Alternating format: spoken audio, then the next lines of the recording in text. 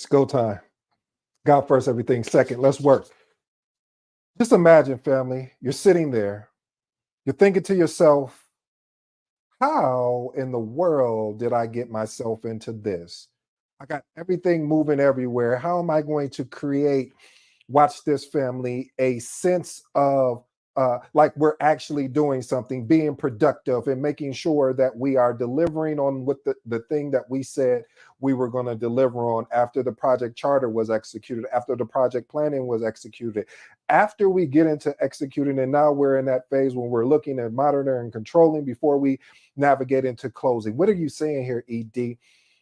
Today's episode is entitled, by the way, let me allow me to reintroduce myself. My name is ED. For all you smart and intelligent folks out there, that just simply means Ed. I have an 8-point framework, and these 8-point, my goal, my job, my dream, or my vision should be to unpack today's title, which is entitled, How Does the Ability to Effectively Manage a Project Relate to Productivity? Again, how does the ability to effectively manage a project relate to productivity? That's a good question. I always thought about it. And I had to ask myself, I said, self, what do you do in a situation where you're trying to figure out what is the biggest energy drainer?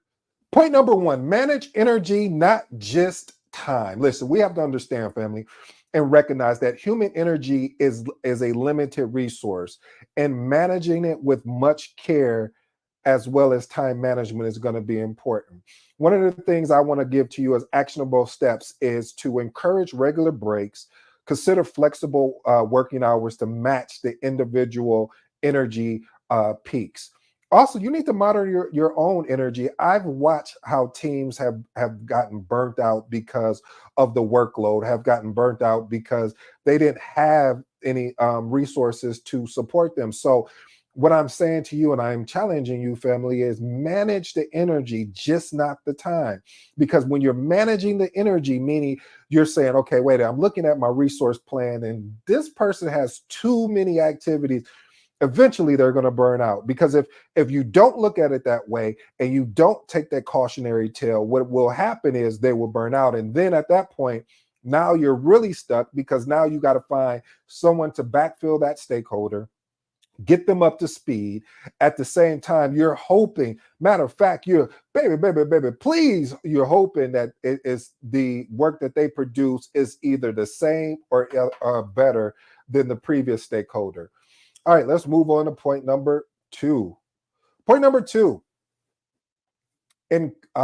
streamlined communications. Hey, listen, there's so many different mediums that you could actually have a conversation on. What you want to ensure that you do is optimize the communication channels to ensure that the information is passed efficiently and effectively. I've watched it time and time again. People will start having these silo conversations in maybe a Slack or maybe a Teams or maybe a Asana, and the conversation never goes through a transferable aspect. What do you mean by that, ED? Meaning the information doesn't get to the people that actually need it. So you go off and have this amazing brainstorming session, this amazing problem solving session, and then you don't bring the information back to the team. So being able to optimize those communication channels and holding people accountable to, when they have those silo meetings, to bring it back to the team. Because again, one of the biggest things as a project manager we can get caught up in is, I call it, let's have a meeting. Mhm.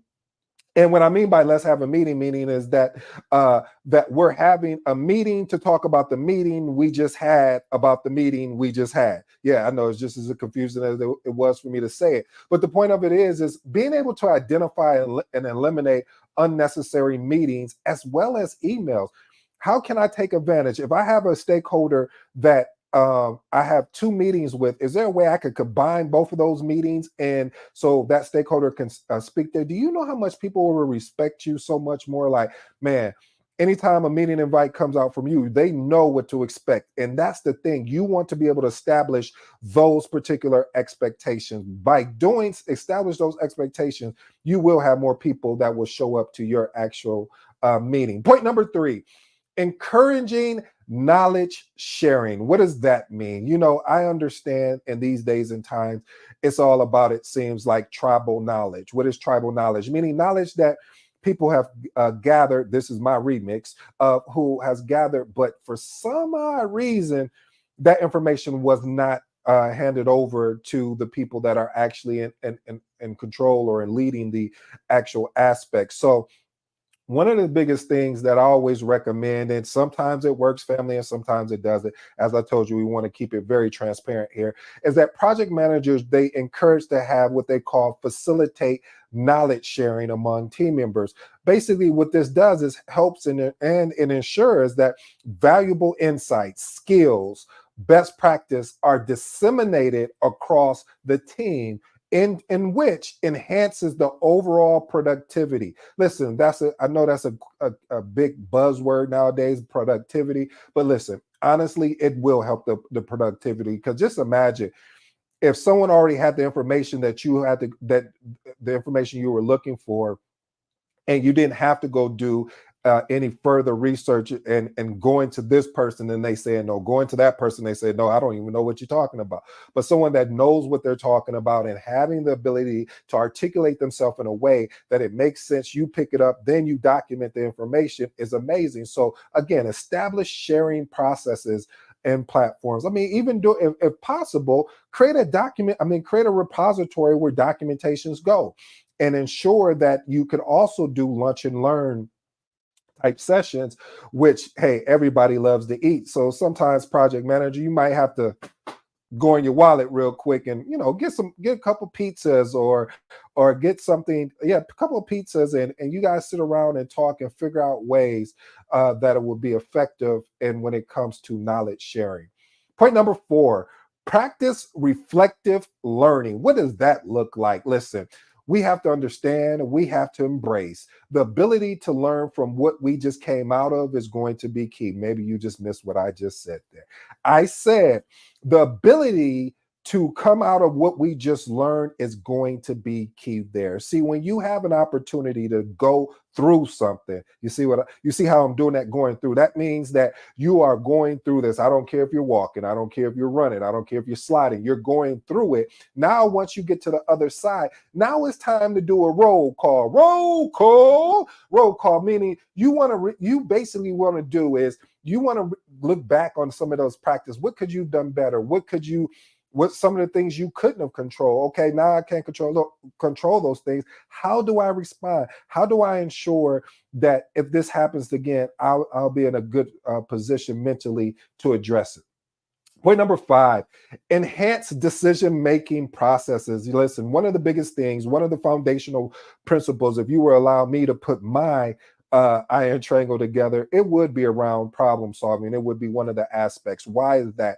Because as a project manager, as a project team, you're always faced with different decisions that are required. As you know, my motto, my talk here is, and it was inspired by Myron, of course, Golden, is that once you make a decision, everything else is cut off to the side. So let's go through this decision. If we find out this decision is not impactful, not effective enough, then we make the change, we make the switch, but we don't go and make choices. We establish clear guidelines for our decision-making process, including, this is big because I've seen, you'll be shocked how many times I've seen where you don't even identify who is going to be responsible for making the decision.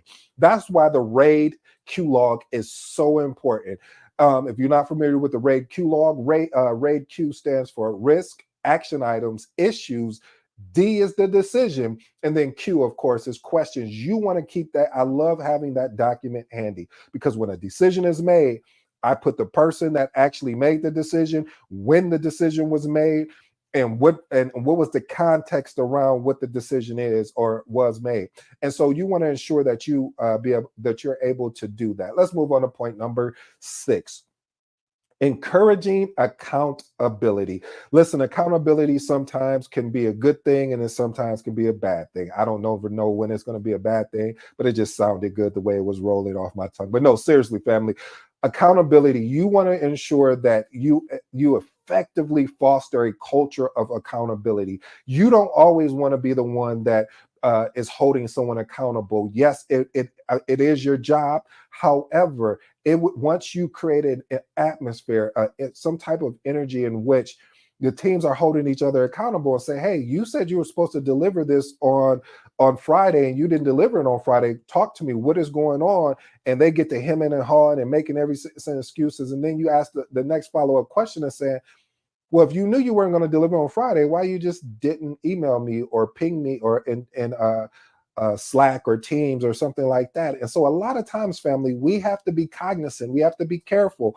One of the artifacts that you can use to encourage accountability is a RACI chart. RACI standing for responsibility, accountability, consult, and inform. That is a key document. But even though that's good, again, all of these artifacts are good for project management.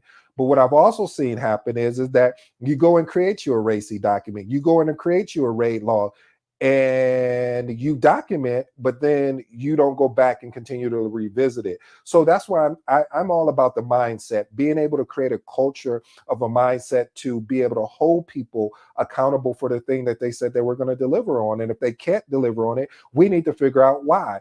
If it's something that they need more resources, they may need more time, they may need more cost, or the scope is not aligned to what they thought the thing is that the widget that they were supposed to deliver.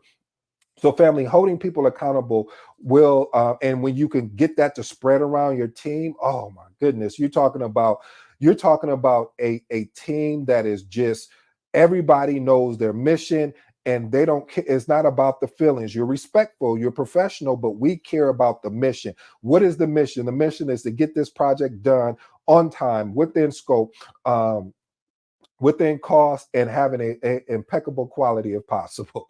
Let's move on to point number 7. Point number 7, optimizing meeting productivities. We discussed it a little bit earlier. How you can get caught up in so many meetings, and then you, like I said, you're having a meeting to talk about a meeting you just got out of, and now you're going to talk about the same thing in the next meeting, which is not effective, it's not efficient, and what it does is it really pushes people away, because now when they see your meeting, they're like,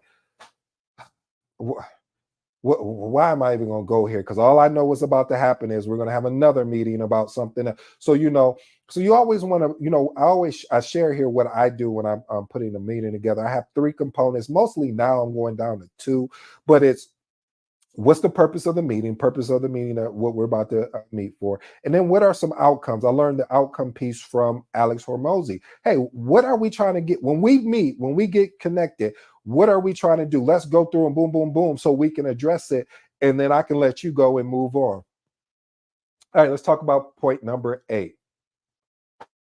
We all know that frustration can come from lack of expectation. Point number 8 is managing expectations. Family, as a project manager, as a project coordinator, one of the biggest things you're going to have on your plate is the ability to manage your stakeholders' expectation. They may be up here while you are right here, and they don't understand like why you can't come up to them. Well, because that's not what the project was about. That's probably because we made the decision what the project was about when we were in the planning section and we put our scope together. You remember plan scope management. We collected the requirements, we defined the scope, and then we went and created a WBS, work breakdown structure, and you was all on board, and then we validated the scope, and then now we're controlling the scope, make sure it doesn't get out of pocket. Point I'm trying to make, family, is project managers must effectively manage expectations with stakeholders, because if you don't, both within the team and among stakeholders, what will happen is everyone will be disaligned on what the end goal is. They will quickly lose any train of thought. So you want to keep them focused. That's why I always talk about over and over again the ability to focus on the journey, because if we're doing everything right in the journey, we should connect and hit the destination, in which means that the project is over with. I have one bonus for you, family, and then I'll go to my closing remarks. Team collaboration efficiency. Like, one of the biggest things I'm big on is collaboration. I get frustrated when silos happen, because then what ends up happening is now you're the team that did a silo type meeting that didn't come back to the bigger overall team, is that now it turns into a pulling of questions and pulling of answer, meaning we're not having a fluid conversation, we're not having a fluid discussion. And because we're not having a fluid discussion, now all of a sudden that team that's doing all this siloing is keeping things from us, and now we're having to figure it out. And then when we figure it out, we're frustrated because it was just like, this was a simple conversation. All we had to do was come together, collaborate, and find a way that we can talk through whatever the problem is or whatever is actually going on the project to make it a success. Here are my three closing remarks. Point number one, family, manage the energy, not just the time. What I mean by managing the energy, not just the time, family, what you need to be paying attention into the conversations that your stakeholders are giving, because what you don't want to happen is, again, that you overwork them so much that you burn them out.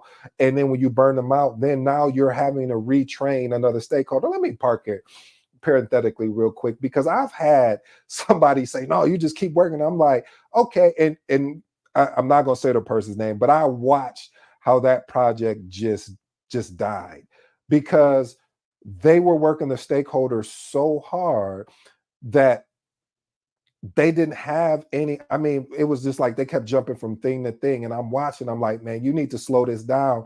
If you don't slow this down, pretty soon you're going to have people jumping ship. And that's what happened. So I say to you, family, have those conversations with your stakeholders, kind of get an understanding where they're at. Ask those probing questions because it's going to be very important. Point number two, enhance decision making. As I stated before, improve how your decisions are made to reduce delays and increase the project momentum. My last and final piece here is, again, optimizing meeting productivity. Family, you don't want it when your meeting comes across to your stakeholder that they're like, I am not going to that. I'll just wait for the meeting recap, or I'll just wait until that person, that project manager or project coordinator, reaches out to me directly. No, we want you there at the meeting so we can have a synergy to have a good dialogue about where the project is at and where we need to take it. So family, I hope you enjoyed today's episode. As you know, I go by the name of ED. Until next time,